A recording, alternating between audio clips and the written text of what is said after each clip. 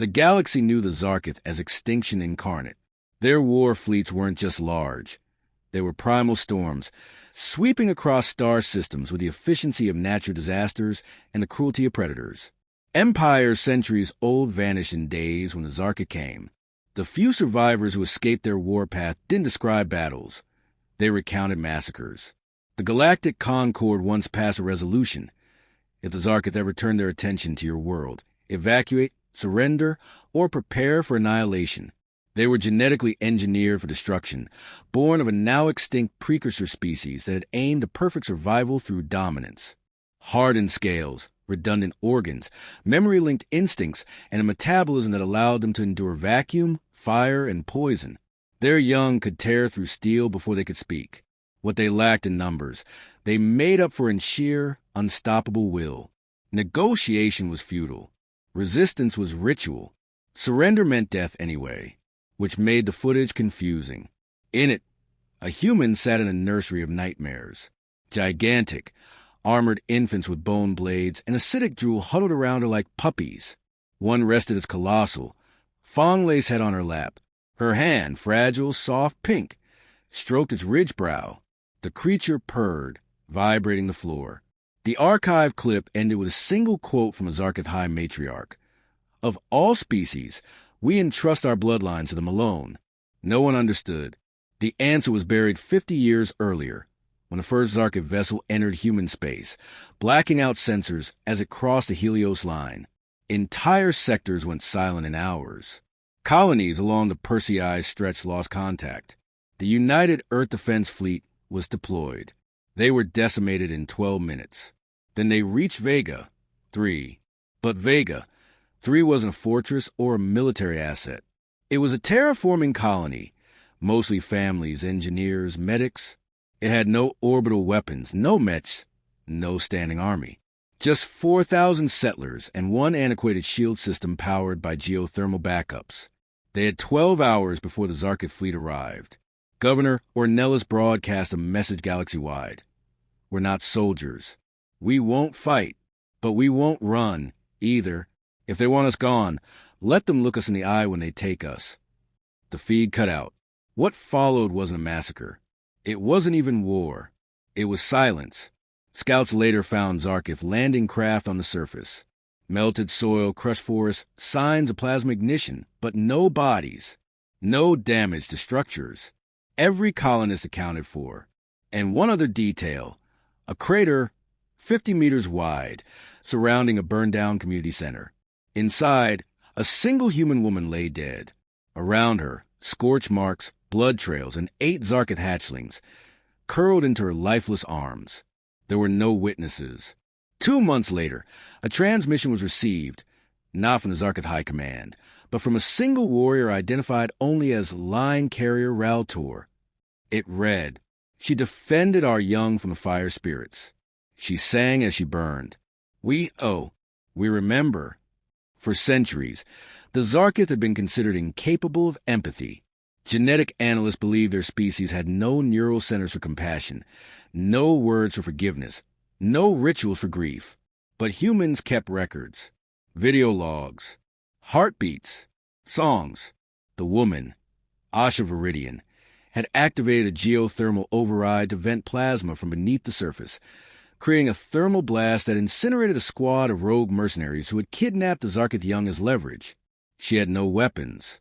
She used the environment. The plasma had melted half her body. She held the hatchlings close to shield them from debris. She died before help arrived. The Zarkith didn't speak again for 5 years. Then they returned with a proposal. They had hundreds of hatching worlds. Isolated, protected, but they were failing. The offspring, designed for war, had no one to raise them but machines and instructors. They grew feral, unstable, dangerous even to their own. The Zarkith refused to allow weakness, but now, for the first time, they sought something else. They asked humanity to raise their young. The Galactic Concord rejected the request outright. No sane civilization would accept the responsibility of raising creatures that could rip open a tank by age 6. But humans didn't say no. They created the Human Caregiver Protocol, a volunteer program, rigorously screened. Candidates had to be immune to trauma, trained in alien biology, equipped with cybernetic implants that monitored vital signs and issued tranquilizer pulses, non-lethal, tuned to Zarkith physiology. Out of 10,000 applicants, 20 were selected. They were sent to Caldur Prime, one of the central hatching worlds. They arrived with no weapons, no armor, no guards. Just minds, hands, and the memory of Asha Viridian.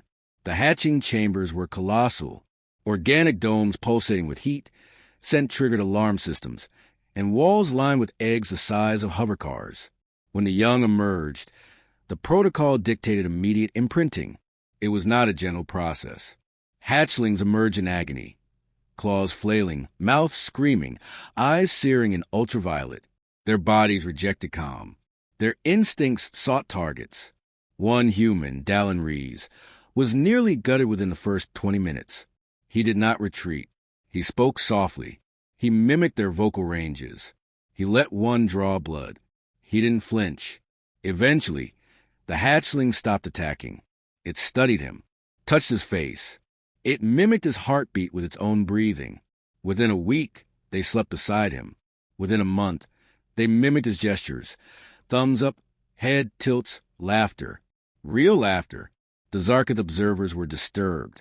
They called for termination. These were not warriors, they said. These were pets. But the humans didn't train them to obey. They trained them to choose. Caregiver Soraya Mbeki taught hers to paint using heat-sensitive pigment. When one broke a sibling's leg, she didn't punish it. She wept, loudly. The creature didn't understand at first. Then it stopped eating. Then it brought the injured sibling food. Then it sang the lullabies Soraya had sung when it was small. By the time the first generation reached adolescence, they were different, stronger, smarter, not because of genetic alteration, but because they had context, a reason not to destroy, a reason to protect. Then came the trial, rebellion. Rogue elements in the Zarkith upper caste viewed deshumanization as sacrilege. They launched a raid on Caldur Prime to purge the tainted young. The humans refused evacuation. They couldn't leave the children. They had no guns, no shields, only fortified walls and civilian infrastructure. They turned irrigation pipes into gas channels, converted floor tiles into pressure-triggered sound bombs, created corridors designed to isolate attackers and stall them. The Zarkith raiders were elite, hardened, relentless. They didn't expect resistance. They also didn't expect to be ambushed by their own young.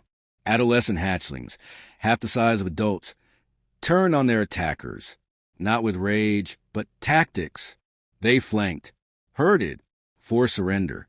The humans coordinated them using only hand signals and shared memory triggers. No casualties among the young. 3 attackers dead, the rest disarmed. 1 human died. Caregiver Lena Holt. She'd taken a kinetic spike to the chest shielding 3 hatchlings. They buried her beside Asha Viridian. The footage of her last moments spread across the interstellar nets, not because of the heroism, but because of what the hatchlings did after. They carried her body for 6 days, refused to eat, painted her name on the nursery wall in their own blood, and spoke, clearly, purposefully, in human standard, "This one made us more." That moment ended the debate. The Zarkith High Council issued an edict.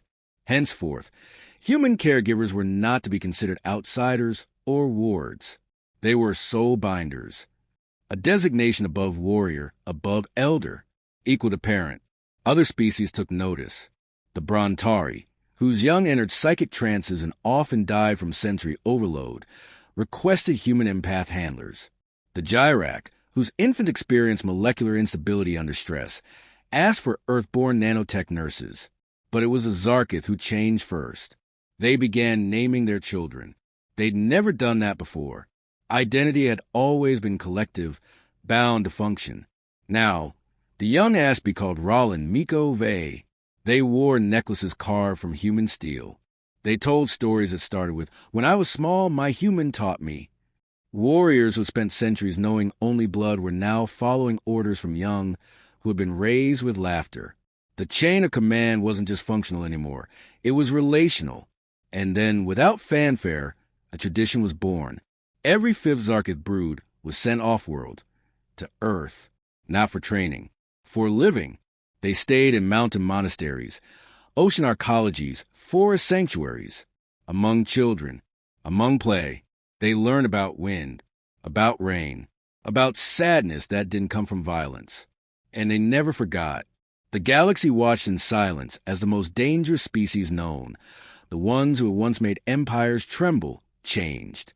And they changed not because humans conquered them, but because humans showed them something they hadn't believed existed.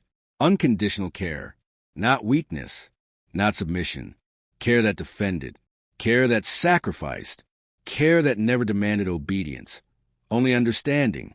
And slowly, the Zarkith began to change what they feared most, themselves. It wasn't a utopia. Not every hatchling adapted. Some returned to the warrior path. But even those returned different, not gentler, just aware. They knew what they were and what they could be, and at the center of it all were humans. Small, fragile, limited, and yet somehow irreplaceable. Not because they were the strongest, but because they were the first to kneel beside a monster and whisper, "You're not alone." The first interspecies tribunal was never supposed to happen. For millennia, the Zarkith refused to appear in courts or diplomatic halls. They were above law, beyond arbitration. The only judgment they respected was survival. But now, for the first time in recorded galactic history, a Zarkith High Matriarch entered the Grand Concord Chamber, not to conquer, but to accuse. The charge, abduction and biological tampering of Zarkith young on Earth. The defendant, humanity. Galactic media exploded.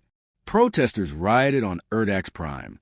The Concord Council scrambled for neutrality, though several member species began evacuating embassies on Earth. After all, when the Zarkith make an accusation, it often precedes obliteration. But humanity stood still. No fleets moved. No troops mobilized. Because they had nothing to hide. The truth was buried deep within Project Hearthroots, a joint human Zarkith initiative created to handle high-risk hatchlings. These were offspring born with defective aggression inhibitors. Historically, the Zarkith culled them, but the caregivers argued for sanctuary instead. Earth offered containment sites. Not prisons, homes in the cold regions of the northern continents, monitored and supported. The hatchlings were raised under constant surveillance. Some required sedatives. Others couldn't even be touched for years. But humans persisted. One caregiver, Idris Khan, spent 6 months in full-body armor just to sing lullabies to the walls of a reinforced observation dome.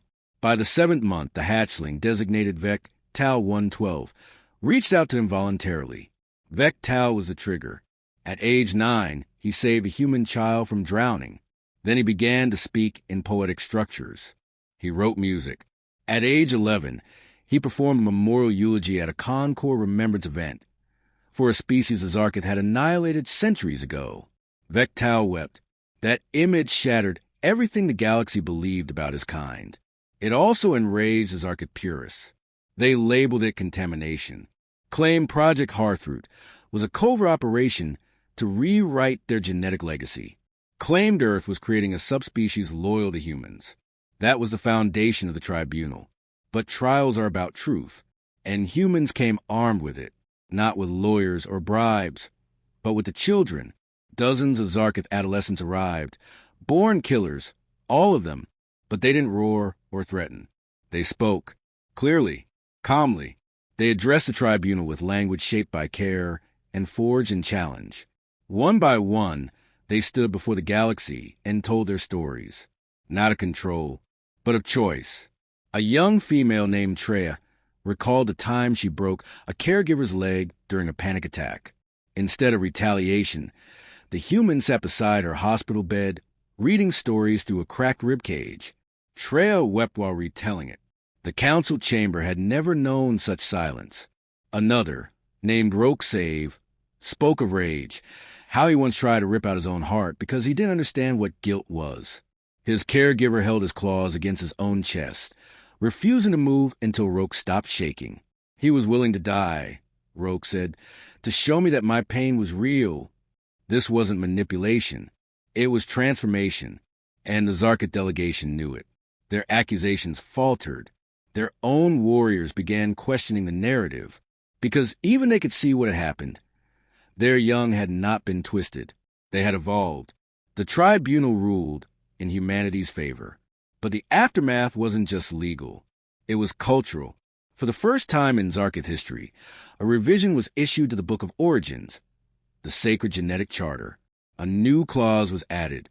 That which protects without condition must not be feared. That which gives without demand must be remembered.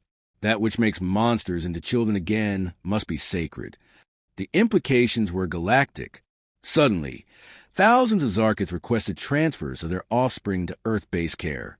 The Concord Council, alarmed by the sheer scale of the requests, tried to limit the intake. Earth refused to cap the program. Volunteers increased. Infrastructure expanded. A planetary net of care stations was established. Each one operated under the simplest principle ever recorded in an interstellar treaty. They come as weapons. We raise them as beings. And the beings they became? Unprecedented. The first generation raised entirely on Earth entered adulthood. They didn't enlist in the Zarkith War Armada. They returned instead as diplomats, peace envoys. One, Zyril knew, defused a tribal conflict on Zarkith Prime that had persisted for 600 years, not with force, but with storytelling. He spoke of a caregiver who taught him empathy using insect colonies, how each individual served something greater, not because they were forced, but because they believed in a shared story. That lesson, simple, human, ancient, saved millions. But that was only the beginning. Others entered science. Some entered art. One designed a new interstellar shuttle class, using principles from Earth avian anatomy. It could bend under stress without structural failure, something no Zarkith vessel had ever done. They called it the Asha class, after the human who'd started it all. And yet, not all change was welcome. A faction of Concord species grew increasingly wary. The idea of Zarkith warriors with human ideals was unsettling. They didn't see progress. They saw subversion. Accusations of psychological colonization spread like wildfire, but the humans did not retaliate. They invited inspection, not just of the programs, but of themselves. Caregivers opened up every journal, every surveillance log, every neurofeedback report. They revealed their own trauma, their doubts, their moments of failure. They didn't claim perfection. They claimed effort. That transparency stunned the doubters, especially when one Zarkith adolescent, Carousel, revealed how she had once attacked her own caregiver out of confusion. The human, bleeding and semi-conscious, had whispered a single word before passing out. Stay. Kara had stayed. She had stopped the bleeding. She had waited. She had prayed, without knowing what prayer was, because she'd heard her human do it. And in that moment, she realized something. She didn't want him dead. That, for her species, was a miracle. The report went viral. Even the staunchest critics could not deny the data. Aggression rates among Earth-raised Zarkith were down 82%. Empathic response was measurable. Creative intelligence had surged. More importantly, none, had ever turned on their caregivers. Not one. Statistical impossibility? Perhaps. Or perhaps trust. Because that's what it had become. Not control. Not strategy. Trust, raw and unfiltered. And that made all the difference when the war came. It wasn't Zarkith or Concord that triggered it. It was the Chiral Dominion, an expansionist empire from the Outer Arm. The Chiral believed Earth was a destabilizing influence. They saw the integration of Zarkith into non-war roles as a threat to balance. So they launched a preemptive strike. Their fleets bypassed Concord space using gravitic tunnels. They struck Earth's outer colonies first. Then they approached Terra itself. Humanity activated emergency protocols, not for retaliation, but for evacuation. But then the sky opened. A fleet of organic vessels, black, curved, silent, descended between the Chiral and Earth. Zarkith warforms, fully grown, fully armed, but they didn't attack. They transmitted one message. This world is not yours to judge. The Chiral ignored it and died. The Zarkith didn't fight like humans. They didn't disable. They didn't stall. They annihilated. Chiral command ships vanished in kinetic implosions. Ground troops were neutralized with surgical gravity folds. The war ended in under 7 hours. But what the galaxy remembered most wasn't the speed of the destruction. It was what the Zarkith did afterward. They did not occupy. They did not plunder. They delivered humanitarian supplies to the damaged colonies. Zarkith medics assisted in rebuilding. And in a moment no one had ever imagined, one Zarkith High general knelt at the ruins of an Earth school and spoke to the children. "You are more dangerous than we ever were, because you taught us mercy." No one spoke for a full minute. Afterward, Concord revised their classification. Humanity was no longer listed as emergent. They were now catalytic, not for technology, for change. Every war-born species in the galaxy began reassessing their young. Abandonment rates dropped. Rehabilitation centers opened. Entire planetary systems shifted educational philosophies. The irony? Humans never claimed to be models. They just didn't give up. A caregiver once said, "We don't raise them to love us. We raise them so they can learn to love themselves." That phrase entered the Zarkith philosophical canon. It replaced the old battle chant in many warrior creeds. Not erased, just balanced. Because the Zarkith didn't forget what they were. They just chose to be more. And in doing so, they taught the galaxy that the most dangerous thing in the universe is not a weapon. It's a choice. One that begins in silence, in pain, in broken things. One that begins when someone, anyone, reaches out to a monster in the dark and says, "Stay." There's a memorial at the edge of the Kuiper expanse. It's not built from stone, metal, or even synthetic alloy. It's carved into gravity itself. A structure shaped from stabilized microfolds that distort space to form words readable only through field resonance. And those words, written in Zarkith hieroglyph, are simple. They stayed. Not a name, not a battle, not a date, just a truth. The ultimate tribute to humans who took in the galaxy's most feared species and offered them not mercy, but responsibility. Not peace, but process. Not escape, but belonging. That memorial marks the final boundary crossed. 100 cycles had passed since the Chiral War. Humanity had integrated deeply into the galactic framework, not by conquest or dominance, but by mentorship. Earth had become the primary site of interspecies juvenile development. Its care academies were now considered the gold standard in transformative rehabilitation. It wasn't easy. Earth's resources stretched thin. Political backlash mounted as more and more species sent their young, many of them dangerous, unstable, or traumatized. But the humans did not build walls. They built welcome centers, counseling hubs, training corridors. It wasn't utopia. It was strain turned into structure. Because humans had learned one thing from raising Zarkith. Potential is not limited to the safe. It blooms in the broken. And the galaxy noticed. Species long thought too volatile for integration began to change. The Draenor whelps, historically known for feeding on live prey, now held positions in interstellar diplomacy. The Ashari broods, whose first instinct was always to incinerate foreign stimuli, learned emotional regulation through synesthetic music therapy developed by a human named Dr. Emeka Toll. The method? Let them burn illusions until only identity remained.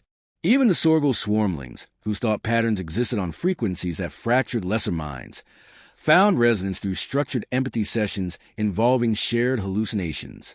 A technique pioneered by a small group of Earth-raised Zarkith adolescents who understood what it meant to exist outside comprehension. They were no longer just students. They had become mentors. Not one species, not one culture, but a coalition of the once feared, once shunned, who now returned to Earth not for healing, but to help others heal. And yet, not everyone was ready for that change. A shadow council formed within the Concord, known only as the Predom. They believed humanity's influence was a corruption. They saw kindness not as strength, but as contagion. And they feared what would happen when those shaped by human empathy began taking leadership roles across the galaxy. Their solution? Erase the source. But Earth was not defenseless. The defense didn't come from fleets or weaponized AIs. It came from a network, the Hearthroot line. Every former student, every child raised in the human care system was linked through quantum entanglement. When the attack came, a triplanetary sabotage effort meant to shatter Earth's orbital defenses. The alert traveled faster than thought. They came, not in warships, in medical vessels, civilian transports, archival carriers. They arrived not with weapons, but with witnesses. Every being who had once been written off as a monster, now standing between Earth and annihilation. They didn't plead. They reminded. They projected memories into the Concord chamber. Painful, raw, unfiltered. Scenes of themselves as children, shaking, screaming, destroying, and of the humans who stayed, who didn't run, who didn't punish, who just kept saying over and over, "You matter." The vote to dismantle Earth's programs failed. Not narrowly, unanimously. Even the Predom broke.